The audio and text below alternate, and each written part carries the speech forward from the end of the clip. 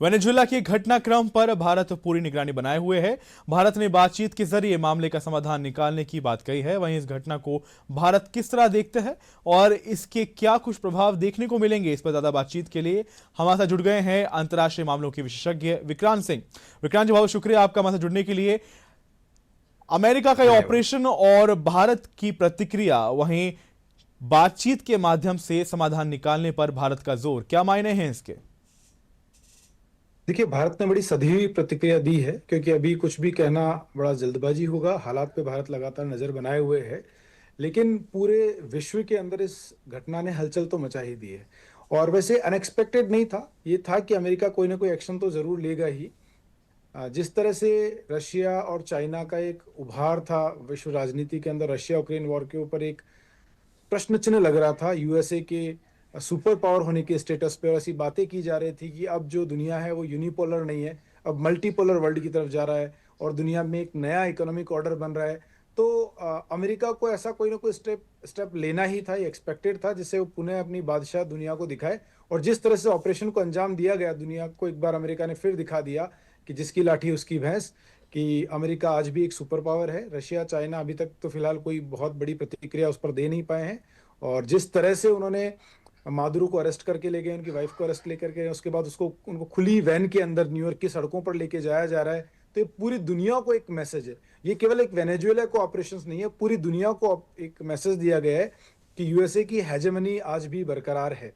अगर देखा जाए तो इसकी तैयारी काफी समय पहले से ही शुरू कर दी। ट्रंप के पहले कार्यकाल में भी अगर हम देखें, तो जब 2019 की बात थी, जी। तो वहां पर एक पॉलिटिशियंस होते थे, जुआन गुएदो।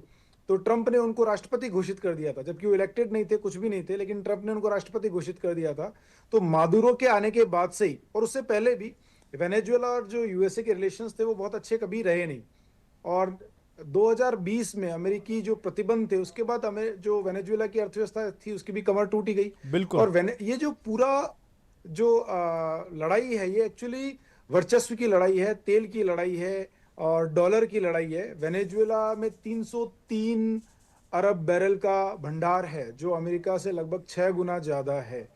तो उस जो तेल का जो भंडार है, प्राकृतिक रिसोर्सेज, नेचुरल रिसोर्सेज बिल्कुल है, बिल्कुल। उसके ऊपर सबकी नजरें थी। और परंतु साथ ही विक्रांत जी, जिस वेनेजुएला प्रकार ने एक से बड़ा जो एक साहसिक। प्रक्रिया, पूरी घटनाक्रम रहा है, क्या लगता है अंतर्राष्ट्रीय बाजार पे और अंतर्राष्ट्रीय स्तर पे क्या कुछ प्रभाव होने वाले हैं इस घटनाक्रम के? बहुत दूरगामी प्रभाव होंगे। मैं वही कह रहा था कि तेल के साथ साथ ही वेनेजुएला ने जो डी डॉलराइजेशन की तरफ कदम बढ़ाए थे, जी। उन्होंने यूरो और जो युआन थे उसके अंदर ट्रांजैक्शन शुरू किया था, तो डॉलर के ऊपर भी एक प्रश्न चिन्ह लग रहा था। तो इस एक स्टेप से डॉलर का वर्चस्व दुनिया में आगे कैसा रहेगा, ये आगे देखने में आएगा। तो बाजार भी उस पर प्रतिक्रिया देगा, मुझे लगता है। और जो वर्ल्ड इकोनॉमी है, उसके ऊपर भी अमेरिका अपनी ग्रिप और ज्यादा मजबूत करेगा। साथ ही साथ जो तेल की लड़ाई है, उसमें अमेरिका ने अपनी सुपरिटी एक बार फिर साबित कर दी है। और इसीलिए अब गल्फ नेशंस भी वहां पर बड़े आशंकित है। और यह केवल अब वेनेजुएला तक नहीं रुकेगा। अभी ट्रंप ने खुद नहीं बोल दिया है, वो ग्रीनलैंड को भी कब्जाना चाहते हैं, क्योंकि वहां रेयर अर्थ मिनरल है। डेनमार्क को उन्होंने चेतावनी दी है। अब यूरोपियन यूनियन भी अभी शौक में है कि अब अगला ट्रंप का स्टेप क्या होगा। क्या वो डेनमार्क पे हमला करेंगे, क्या वो ग्रीनलैंड को कैप्चर कर लेंगे। बिल्कुल। क्यूबा को उन्होंने चेतावनी दी है, क्यूबा को भी उन्होंने चेतावनी दी है। साथ ही साथ उन्होंने कोलंबिया को भी चेतावनी दी है, उनके राष्ट्रपति को उन्होंने चेतावनी दी कि तुम्हारा हाल भी मादुरो के जैसा होगा। मैक्सिको को उन्होंने चेतावनी दी है। और ईरान के साथ जो उनकी राइवलरी वो जग जाहिर है। और ईरान के अंदर अभी जो जितने भी प्रोटेस्ट चल रहे हैं, इसी दौरान ट्रंप ने बोला भी था कि अगर एक भी गोली प्रदर्शनकारियों पे चली तो अमेरिका वहां पर एक्शंस लेगा। तो मुझे लग रहा है कि हम पूरी दुनिया जो है एक उपनिवेशवाद के नए दौर में प्रवेश कर रही है। तो जो असमंजस की और स्थिति ये है एक वो ना बड़ी केवल अमेरिका वेनेजुएला बल्कि पूरे विश्व की ओर मंडराई हुई है। वहीं दूसरी ओर जो भारत है, भारत का विदेश मंत्रालय है, उसने एडवाइजरी जारी की है और जो संवाद है उसके माध्यम से मध्यस्थता और इसका हल निकालने पे भारत का जोर है। कितना अहम मानते हैं?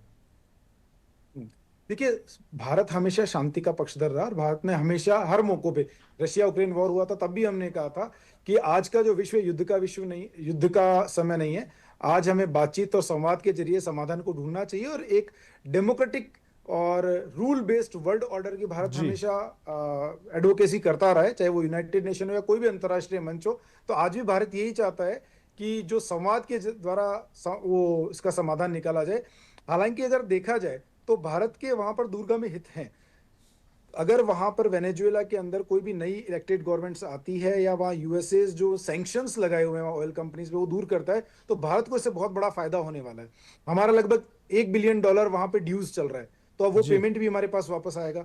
ओएनजीसी के पास वहां पे बहुत सारे ऑयल ब्लॉक्स हैं, तो ओएनजीसी वापस से अपना प्रोडक्शन शुरू कर पाएगी। और ऊर्जा संरक्षण, ऊर्जा सुरक्षा की दृष्टि से, एनर्जी सिक्योरिटी की दृष्टि से हमारे लिए बहुत महत्वपूर्ण है। अगर वेनेजुएला पे से सैंक्शंस हटते हैं तो भारत के लिए तो विन विन सिचुएशंस होगी, लेकिन नैतिक रूप से भारत को बड़ी सधी हुई प्रतिक्रिया इस पे देनी चाहिए, और वही सरकार ने भी किया भी है। तो तमाम अभी जो जो घटनाक्रम है उसमें भारत भी निगरानी बनाए हुए है। और बिल्कुल, क्योंकि अगर हो सकता है कि थोड़ी घटनाक्रम में फेरबदल हो, परंतु जो भारत का रुख है वो हमेशा शांति प्रिय रहा है और हमेशा भारत जो शांति मध्यस्थता है उसका हमेशा पक्षधर रहा है। तमाम जानकारी शुक्रिया विक्रांत जी आपका। फिलहाल हम बढ़ते हैं अगली खबर की ओर।